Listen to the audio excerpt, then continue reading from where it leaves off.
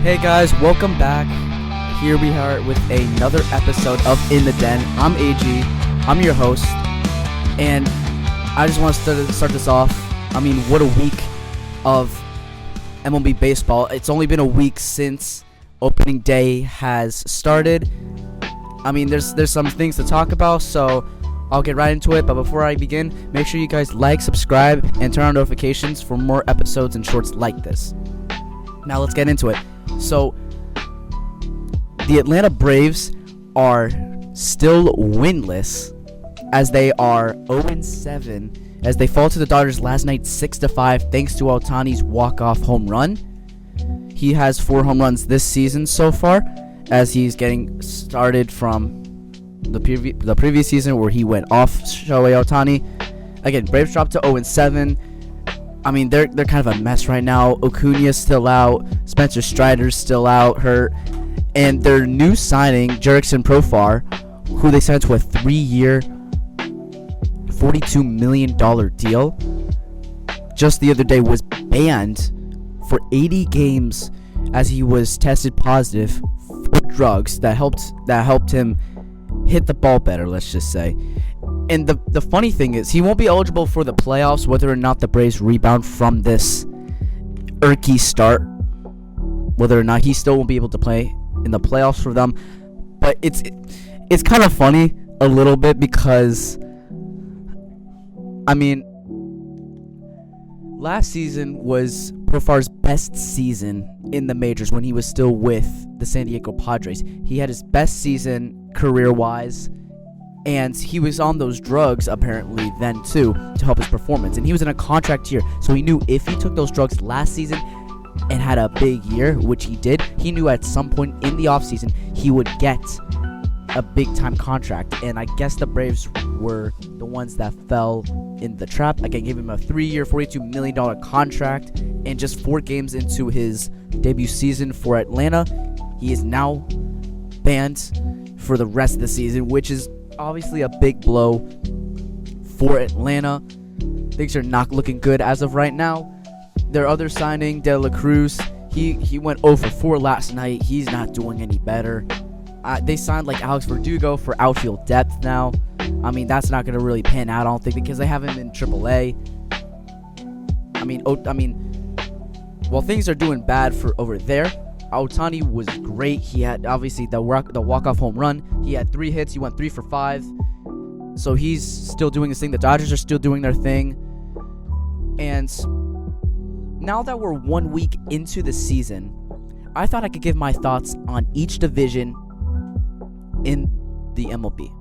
So starting off with the American League East, Bo Bichette is Bo Bichette again because he's playing like himself again, as he's playing phenomenal in his own contract year. Because Vladimir Guerrero Jr. took up all the spotlight in Toronto, as you know, his contract disputes were public, as he made it publicly known to the Blue Jays and to the rest of the MLB. Obviously, that's a big deal. But again, Bo was in his own contract year, and he was quietly great during spring training, but now he's bringing all that talent back into the regular season as he is going to play himself into a big contract. Again, whether that is for Toronto or is that for another team in the MLB. Whoever gets him, again, even if it's if the Blue Jays, if they retain him, they are going to be lucky to have him here because he's doing great. Moving on to the AL Central, though. The Royals traded for Jonathan India from the Reds for Brandon Singer, like pretty early in the offseason. And Jonathan India is the perfect leadoff man for this Kansas City team. He's the perfect guy to lead off from. He's hitting .393. As an on-base percentage is .393. He's tough. I mean, he's really tough. He's a leader. He's a leader in the dugout. He's a leader on the team. I mean, he's hitting just as well as his other colleagues on the team, including Bobby Wood Jr. and Salvador Perez. I mean, he's going to be a big reason why, not if, why the Royals make a big run in the playoffs again this season. Because he's doing the best I've ever seen him, especially when he was with the Reds. I remember I used to watch him when he was on the Reds, and I loved him. He's one of my favorite players. But now in Kansas City, I think he's going to take a whole nother step, as he's going to exceed expectations far more than any of us can imagine. Now, staying in the American League, we go to the American League West, as this is for you Rangers fans, and also me personally too, because I love Jacob deGrom. I've loved him ever since he was on the Mets. Those seasons there, he was legendary for the Mets. And obviously in 2023, he signed a 5-year deal with the Texas Rangers. And let's just say it hasn't really gone according to plan. He's been injured a lot. He had Tommy John surgery not too long ago. He's only made like a handful of starts ever since he signed that big 5-year contract with Texas. But now he's back. He's like himself again. He threw a 99-pitch shutout against the Reds in his second start this season.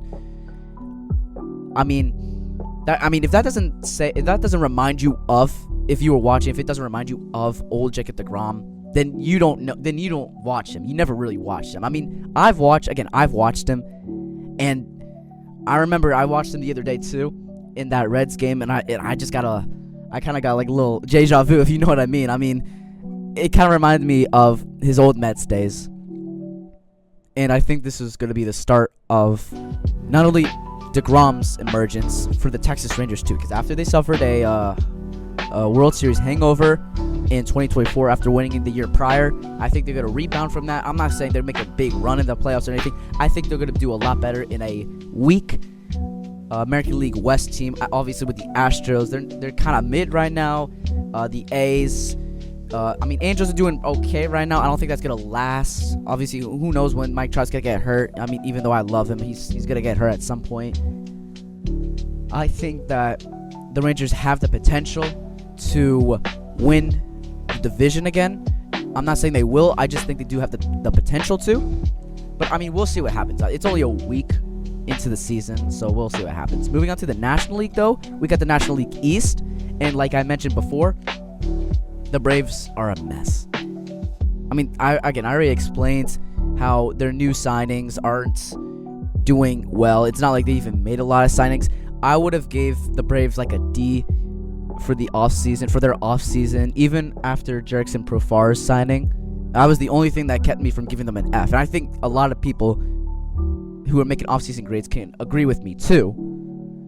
But obviously he's out now. He's only played 4 games for them, and he won't play until next season.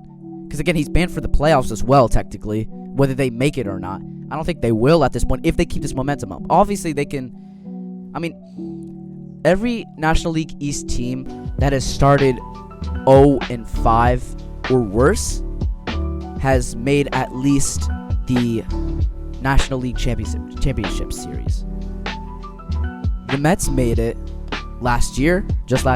The 2022 Phillies made it all the way to the World Series. The 2021 Braves themselves, they started 0-5. They were 0-6. They won the World Series. Mets started 0-5 as well last year. They made it all the way to the National League Championship Series against the eventual winners, Dodgers. Again, Philly had a great run in 2022. They only fell to the Houston Astros, who were, they were obviously phenomenal. Them, they had a lot of great players still. They still had Kyle Tucker, and who I'll get to in a second, and Alex Bregman. Justin Verlander was pitching like an ace. Do I think that the Braves are going to rebound from this? It's tough to say. Because, of course, Ronald Acuna Jr. is not going to be back for another while. Spencer Strider's, he's going to be back soon. He's still probably going to pitch like an ace. They still got like Chris Sale and Strider who are going to be pitching like aces. Acuna going to be in right field. He's going to be hitting like a beast. Ozzie Albies is going to be, he's a great young star. So I think they have the potential to rebound if they just keep it together. They just can't have more bad games and more shutouts like they did in this series against LA, which kind of exposed them.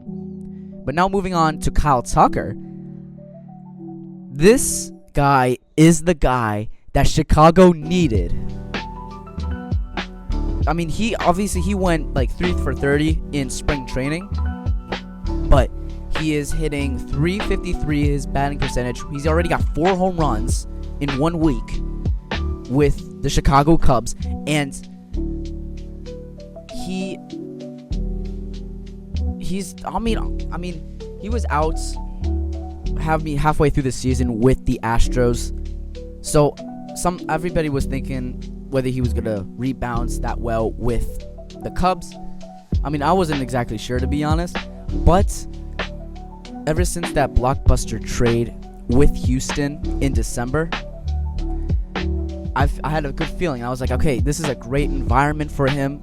I mean, Houston is even doing okay too. I mean, they got Cam Smith now. I think he's going to be a great prospect for them in the future. But I'm talking about Kyle Tucker here. He's going to be an MVP candidate this season, and he will, along with Vladdy Jr., the top 2 free agents on the market next year. And he's going to get a big contract, whether that's from Chicago, who I think will cough up the money to re-sign him, or it's going to be from another team maybe. Who knows? Going on, my last division, the National League West. Some of you guys already know what I'm going to say about this division, but I got to say it. The LA Dodgers are locked in. They're 8-0 after their first 2 series. I guess you can also include the series against the Cubs in Tokyo. I mean, whether or not they're still, at the end of the day, they're still 8-0. This is the first time that the reigning World Series champions are 8-0. They had a pretty good showing. They had a great showing, actually, against the Braves, as they had a couple shutouts. They had a 20-inning shutout before the Braves. I think it was Ozzie Albies. I forget. Someone on the Braves hit a home run for them, so they broke the scoreless streak. But obviously, the Dodgers won that game 6-1. Though that didn't bring any momentum from the Braves. And obviously, in that Tokyo series against the Cubs, they won that 2-game series.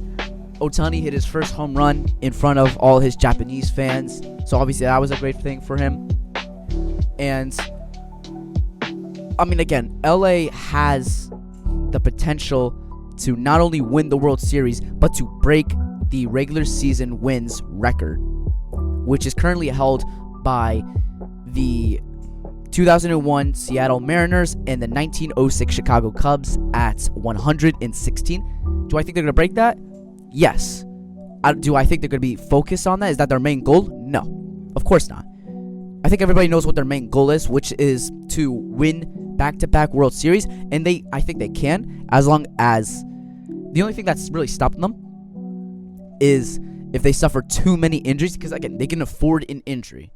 They did it last season. Yamamoto was out for a few months. Tyler Glasgow was also out for most of the postseason as well.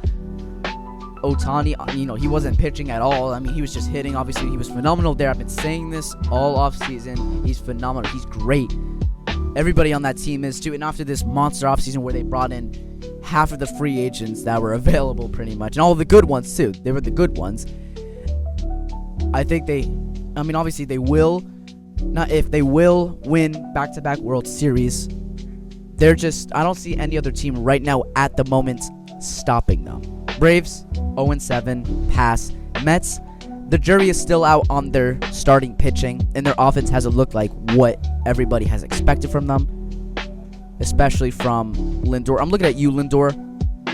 You've only had like 1 or 2 hits in your first 2 series. This spells another slow start for him, unfortunately. Yankees, they're doing pretty good offensively. Great, actually. Do I think they're going to keep up this momentum? No. But, what other teams can stop them? Phillies, I don't even have them winning the division, to be honest. I didn't have them winning the division. I had the Mets winning the division, because I think they're going to pick it up at some point, their offense and their starting pitching, once Frankie Montas and Sean Manaea are going to be back. And they're probably going to swing an offseason trade for starting pitching. But right now, at the moment, the Dodgers, they're locked in. And as long as they're locked in, they're winning their division, of course. Even though from the hot start from the Padres. But they're winning their division. They're cruising through the playoffs and winning the World Series. So thank you guys so much for listening, though. And I hope to see you guys in the next episode. And just, again, like, subscribe, and turn turn on notifications for more stuff like this. Peace out.